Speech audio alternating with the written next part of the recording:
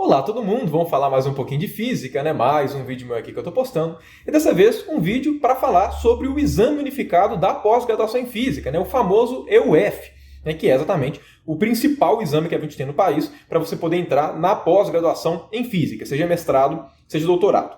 Né? Esse vídeo aqui vai ser o primeiro vídeo de uma sequência de 3, que vão ser vídeos que eu vou abordar quanto ao Exame Unificado, né? Que eu vou falar sobre o Exame Unificado. Minha ideia de fazer essa sequenciazinha de 3 vídeos, né, é porque, primeiro, né, grande parte das pessoas que me acompanham no meu canal no YouTube, eles fazem física, né? Tem muita gente que faz física e que tem interesse em fazer a pós-graduação. E também outro motivo é porque eu já tenho no meu canal um punhado de resoluções das provas antigas do Exame Unificado. Esse semestre daqui vai ser o 4º semestre seguido, né, que eu resolvo as questões antigas do Exame Unificado. Nesse sentido, já tem aqui no meu canal 120 questões resolvidas, né, vão ter 140 até outubro de 2022, né, o famoso mês que vem. Levando em conta que muitos estudantes do próprio curso de Física, né, não sabem da existência do Exame Unificado até chegarem no seu último ano de curso. E que, de forma geral, né, é difícil você encontrar na internet materiais te dando um certo direcionamento, te mostrando como é que faz para estudar, apresentando um pouco mais do Exame Unificado. Eu decidi fazer aqui essa sequência de vídeos para informar aqui os ouvintes do meu canal e pessoas que não me acompanham, mas que têm interesse de fazer a prova e gostariam de um guia um pouco melhor. Nesse primeiro vídeo daqui eu vou basicamente, né, passar uma informação de o que é o Exame Unificado, né, como é a prova do Exame Unificado, quais são as métricas passadas para a gente,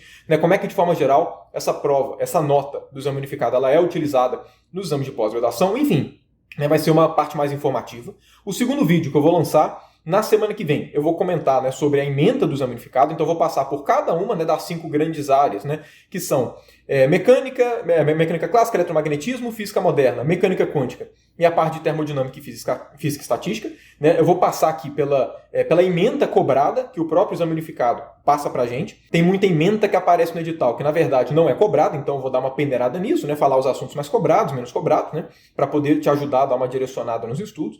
E depois, né, o próximo vídeo, que vai acontecer daqui 2 semanas ou 3, porque daqui 2 semanas provavelmente vai sair o Prêmio Nobel de Física, e eu vou fazer um vídeo aqui, né, sobre o Prêmio Nobel de Física, mas enfim, o terceiro vídeo dessa sequência de vídeos do Exame Unificado, eu vou sugerir materiais para você estudar para o Exame Unificado, né, referências de estudo para poder ajudar, né, quem está um pouquinho perdido ou para quem quer, né, saber mais referências de estudo para poder agregar, né, na hora de estudar para poder fazer esse exame. Bom, dado essa apresentação, vamos começar aqui, né, o nosso primeiro vídeo, que é o que é o Exame Unificado, né, para que ele serve, como é a prova, enfim, né, informações gerais. O Exame Unificado de Pós-Graduação em Física, né, mais conhecido pela sua sigla EUF, é o principal processo, né, a principal avaliação utilizada para que você entre em uma pós-graduação em Física, né, seja mestrado, seja doutorado. Nem todas as instituições utilizam o Exame Unificado, né, como parte do seu processo seletivo, mas um conjunto bem grande de instituições utilizam. Né, instituições, na verdade, né, bem fortes, que, só para vocês terem uma noção, eu vou colocar aqui,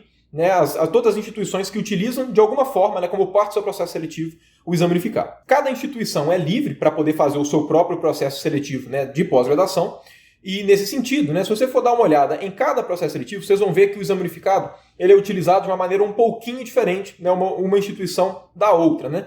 De maneira geral, ele é sempre usado como primeira fase, a segunda fase e a terceira fase. Normalmente são entrevista, análise de currículo, prova de inglês, esse trem todo. Então, mais ou menos padrão.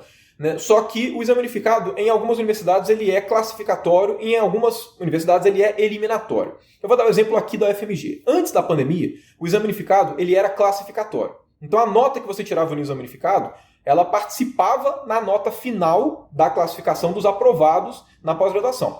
Depois da pandemia, a UFMG parou de deixar o Exame Unificado como classificatório e passou a ser só eliminatório. Então, você teve a nota suficiente no Exame Unificado para poder passar para a segunda etapa? Se sim, sua nota não serve para mais nada. Quando eu entrei no mestrado, pelo menos, a nota era classificatória, isso me ajudou bastante, porque eu tirei uma nota muito boa no Exame Unificado, mas quando eu entrei para o doutorado, a nota não fazia diferença, né, então acabou não agregando. Então isso pode mudar de universidade para universidade, né, sempre se informe, né, na universidade que você tem interesse, entra no site do departamento exatamente da universidade que você está querendo entrar para dar uma olhada no edital para o processo seletivo e saber se é eliminatório ou só classificatório, porque isso influencia muito nos seus estudos. Né? Se for só eliminatório, você não precisa estudar com tanto afinco quanto você estudaria se fosse classificatório, porque a nota não iria fazer diferença. Antes de falar como é que a nota é utilizada, vamos só discutir um pouquinho quanto à estrutura da prova. Como é a estrutura da prova do Exame Unificado? Quantas questões são? Qual que é o tempo de prova? Como é que são cobrados os assuntos de maneira geral? Como é que é, então, a estrutura geral? Atualmente, o Exame Unificado é uma prova de 40 questões fechadas, né, que são divididas em 5 blocos. Né, as questões de mecânica clássica, eletromagnetismo, física moderna, mecânica quântica e termodinâmica e física estatística. No caso, se você faz 40 dividido por 5, que são essas grandes áreas, vai dar 8 questões por assunto. No caso aqui, termodinâmica e física estatística estão consideradas em um único bloco. Então são 4 questões de termodinâmica, 4 questões de física estatística. Eu fiz questão de enfatizar nesse momento. Atualmente, o exame unificado ele é feito de 40 questões fechadas, que você tem 4 horas para poder fazer presencialmente, porque o formato do exame unificado variou nesses últimos anos, principalmente por conta da pandemia.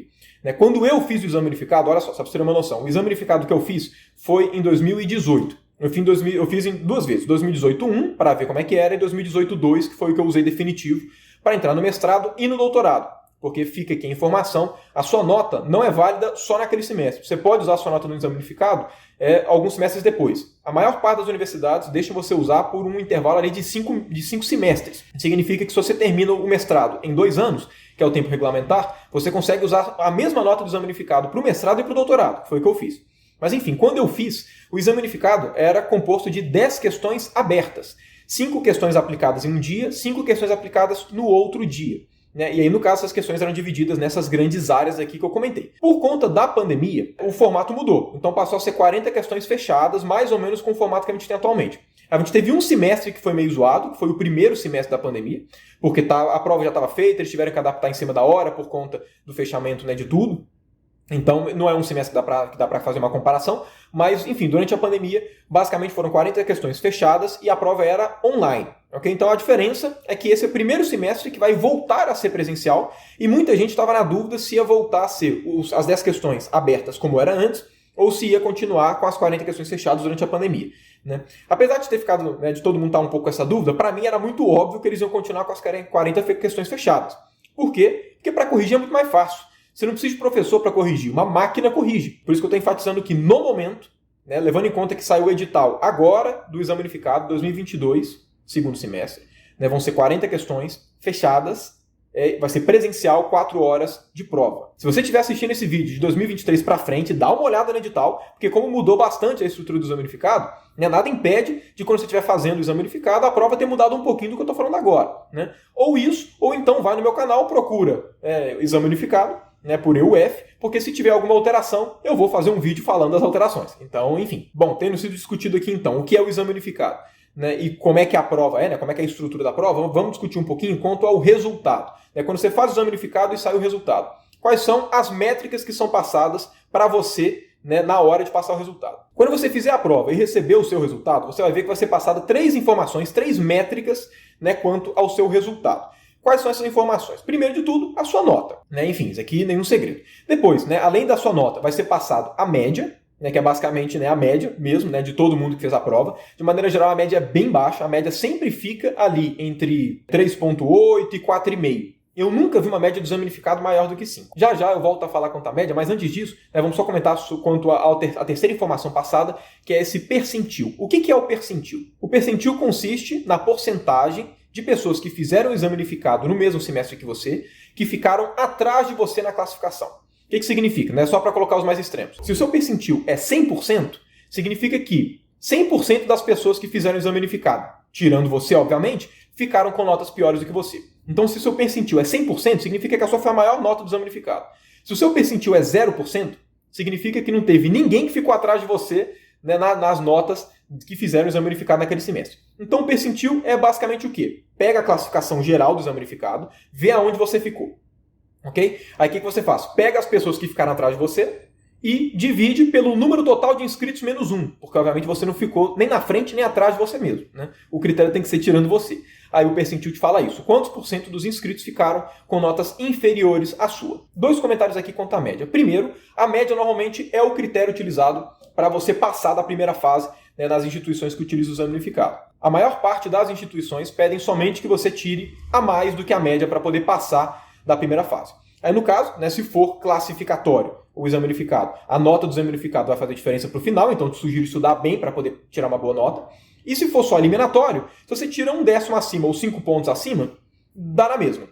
Você vai passar da mesma forma. Então, molde os seus estudos de acordo com isso e, claro, sempre se informe na instituição que você está querendo fazer o mestrado, doutorado, para saber como é que ela vai avaliar o exame unificado. Aqui na UFMG, quando eu fiz o processo seletivo para o mestrado, o que eles faziam era, pega a sua nota, divide pela média e multiplica por 50. Então, se você tirou mais do que 2 vezes a média, né, se você tirou mais do que o dobro da média, você conseguia ficar com mais do que 100 na nota final. E todos os outros critérios, que eram, no caso, entrevista, análise de currículo, essas coisas todas, valiam 100.